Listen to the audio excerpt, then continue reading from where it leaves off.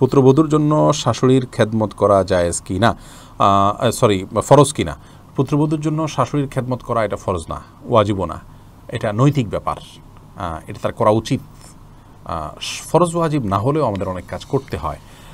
তরকারিতে লবণ দেওয়া বা মরিচ দেওয়া এটা ফরজ না, কিন্তু দিতে হয়, নাহলে খাওয়া যায় না। সেই জায়গা থেকে নিজের সাধ্য অনুযায়ী, সামর্থ্য অনুযায়ী শাশুড়ির সেবা করা উচিত। কারণ স্বামী, স্ত্রীর মানে আপনার শাশুড়ির সন্তান যিনি আপনার স্বামী, তিনি আপনার কাজে বা পুরো সংসারের কাজে ব্যস্ত এবং তার গোটা জীবন আপনার সংসার উন্নয়নে হয়তো ব্যয় হবে ইনশাআল্লাহ।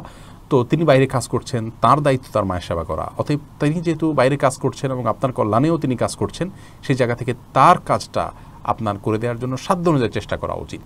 আর শ্বশুর শাশুড়ি যারা আছেন তাদেরও মাথায় রাখা উচিত যে অন্যের মেয়ে আপনার সেবা করতে ইসলাম শরীয়তের দৃষ্টিকোণ থেকে বাধ্য নন, এটা তার নীতিনৈতিকতার ব্যাপার, শুধুমাত্র বাধ্য নন।